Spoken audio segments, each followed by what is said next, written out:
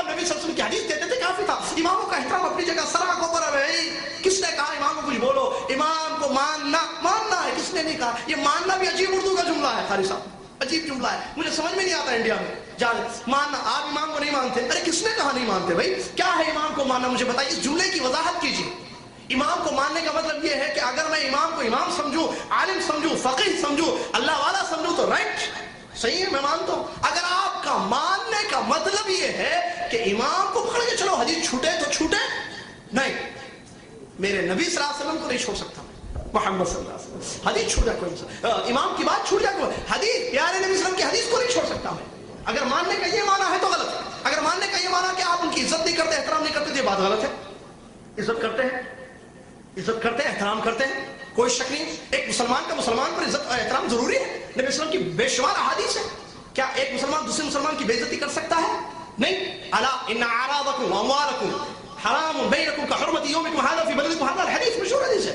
हज्जतुल विदा के मौके पर नबी सल्लल्लाहु अलैहि वसल्लम ने फरमाया, तुम्हारे आपस में एक दूसरे की इज्जत, जान, माल हराम है, जैसे हुर्मत हराम है, जैसा कि आज का दिन, आज का महीना, ये जगह मक्कतुल मुकर्रमा हुर्मत वाली है। किसने कहा बेइज्जती की? नहीं हो सकती। इमाम तो हमसे बहुत अच्छे आदमी है, बड़े अच्छे इमाम गुजरे, हम उनकी इज्जत और एहतराम करते हैं, लेकिन इज्जत और एहतराम का ये माना नहीं होगा कि उनकी बात पर अल्लाह के नबी सल्लम की बात पर उनकी बात को रखें, नहीं, क्योंकि कुरान में अल्लाह ने मना किया। आयत है जैसा कि शुरू में मैंने पढ़ी, आपके सामने अल्लाह ताला फरमाता है, ये देखिए, या अय्युहल्लज़ीना आमनू ला तुक़द्दिमू बैना यदैल्लाहि व रसूलिही।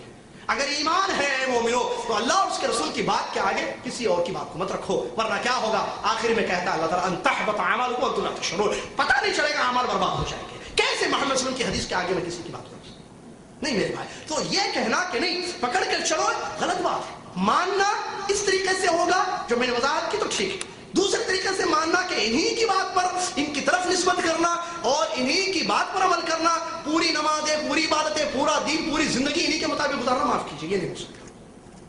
आज इसी में तो परेशान है अवाम ये समझती है कि सब पर हक है और हम उनको दूर करते नहीं। मेरे भाई तारीफ कीजिए, आज अवाम को जरूरत है हदीस से बताने की, सुन्नतें समझाने की। लोगों को ये नहीं बताया गया कि जरूरी है, वाजिब है, वाजिब है, वाजिब है कि हर अमल मोहम्मद सल्लल्लाहु अलैहि वसल्लम के तरीके के मुताबिक होना है, तब जाकर अल्लाह के यहाँ कबूल होगा। मन अमिला अमलन लैसा अलैहि अमरुना फहुव, मन हदसा फी अमरिना हाज़ा मा लैसा मिन्हु फहुव, हदीस से दलील इस बात की। प्यारे नबी सल्लल्लाहु अलैहि वसल्लम के तरीके के मुताबिक अमल नहीं होगा, बर्बाद हो जाएगा। अल्लाह ताला कुरान में कहता है, वुजूह यौमइदिन खाशिया आमिलतुन नासिबा तस्ला नारन हामिया। अल्लाह ताला कहता है कुछ चेहरे क़यामत के दिन आएंगे जो डरे हुए होंगे। इब्न कसीर ने इसकी दो तफसीरें बयान की, उसमें एक तफसीर को गौर से सुनो।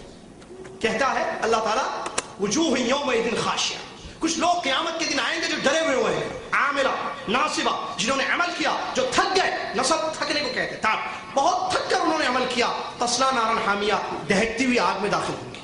क्यों? अल्लाह अमल किया, डरे, खाशिया, आमिला, नासिबा, तीन सिफात के बावजूद तस्ला नारन हामिया। अल्लाह ताला तफसीर में लिखा गया है कि इसकी वजह या तो उनका अमल खालिस अल्लाह के लिए नहीं था, या तो उनका अमल प्यारे नबी मोहम्मद सल्लल्लाहु अलैहि वसल्लम के तरीके के मुताबिक। मेरे भाई नबी सल्लल्लाहु अलैहि वसल्लम का तरीका हमारे लिए काफी है। मैं ये कहता हूँ इमामों को मानो, इज्जत करो, लेकिन मानने का वो माना नहीं। आप अमल करते हो ठीक है, आप नमाज पढ़ते हो ठीक है, लेकिन अगर आपको पता चल जाए, आपके पास हदीस आ जाए और आप पर वाजिब है कि इल्म हासिल करें, आपके सामने हदीस आ जाए कि नबी सल्लल्लाहु अलैहि वसल्लम का ये तरीका है, तब तो छोड़ना वाजिब है।